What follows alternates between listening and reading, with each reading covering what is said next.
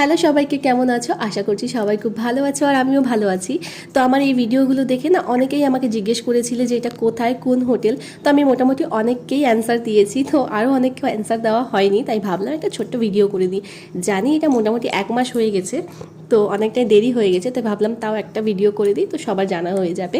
তো আমরা কিছুদিন আগে যেহেতু তারাপীঠ গিয়েছিলাম, দেখেইছো তোমরা, এটা কিন্তু তারাপীঠেরই একটা হোটেল, আর হোটেলটা ছিল হোটেল মিন্টু প্রিয়া। আর এই ছিল পুরো হোটেলটা, তোমাদের চলো একবার ঘুরে দেখিয়ে দিই।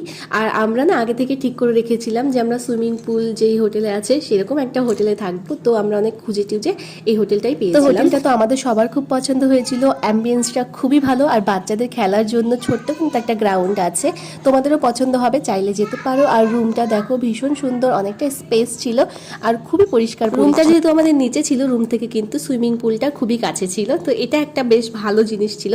হোটেল থেকে মন্দিরে যেতে মোটামুটি 10 মিনিট সময় কিন্তু লাগে, তার জন্য তোমার যে টোটো লাগবে সেটা কিন্তু হোটেল থেকেই প্রোভাইড করেছিল।